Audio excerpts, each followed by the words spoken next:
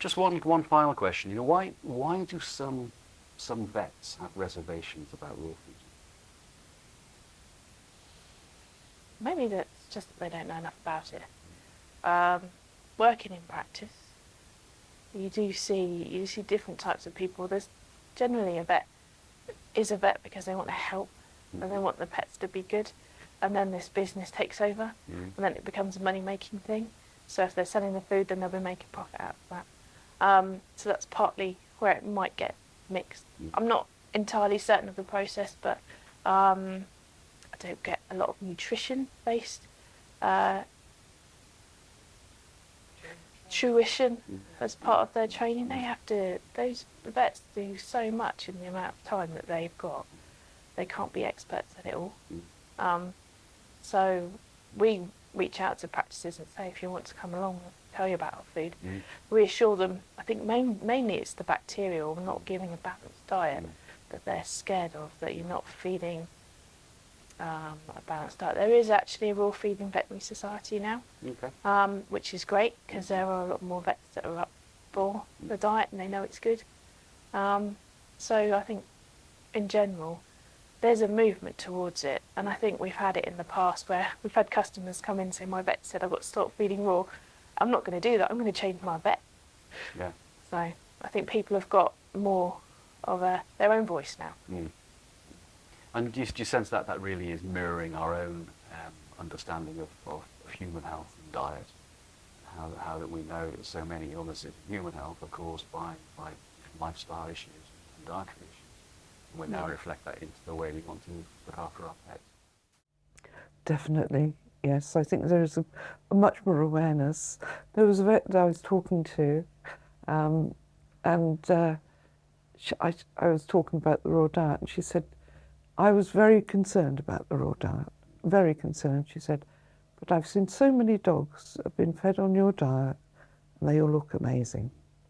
So she wasn't concerned about it anymore, which was lovely, absolutely lovely. And I think in our area, there actually has been a growing awareness. You still get a number of vets who are quite anti-raw, but usually within the practices, there tends to be somebody now who is a lot more supportive of people feeding raw food. Of course, I suppose it also might be practice policy. They're not allowed to recommend a raw food diet because they already feed. A lot of vets are corporate now. They've all been bought out. There's not very many independent practices left. They'll have had their corporate values ploughed through and they have to sell this food because it makes this profit.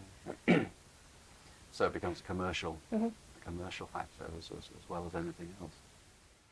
I've heard it said sometimes that one of the challenges with raw feeding is that there's a lack of pure independent research that goes behind that. But it strikes me that you only need independent research when you're feeding unusual things that are out of the ordinary, that are unnatural, and therefore you can see why a lot of commercial diets may have research papers behind them. You have to justify it. Yeah. Whereas what you're doing here clearly is feeding something which is entirely aligned to the natural physiology of the animal. Yep. And it's not for everyone. We try really hard for everybody to make this the suitable diet for them, but there are some people that it really doesn't work for, or there's some pets that it doesn't work for. There's always alternatives out there, but overall it's the best diet that you can feed your pet.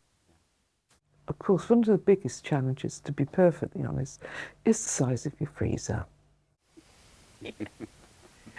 Yes, second-hand freezer market in this area is pretty good, I think. Yes.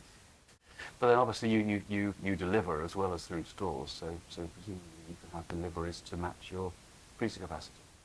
Absolutely, yeah. So people like to come in store to see what we've got, but really the majority of the products are also available online, and we can offer a next day delivery service.